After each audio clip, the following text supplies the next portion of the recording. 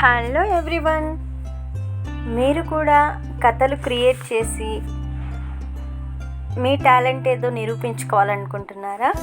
అయితే ఇవిగో మీకోసం 5 సింపుల్ స్టెప్స్. మొదటగా మనం చేయాల్సింది ఏంటంటే ఒక కథను ఎంచుకోవాలి.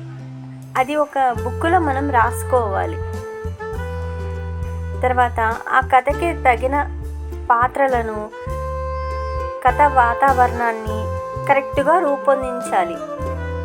ఆ తర్వాత అర్థమయ్యే భాషలో మనము చక్కగా వివరించగలగాలి.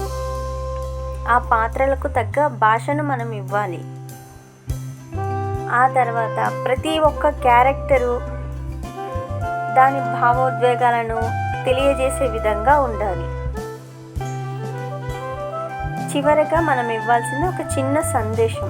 అది పిల్లలకు ఉపయోగపడేలా, పెద్దలకు అర్థమయ్యేలా ఒక చిన్న సందేశం ఇవ్వాలి.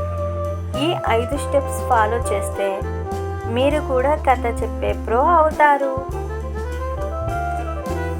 Thank you for watching. Please subscribe my channel.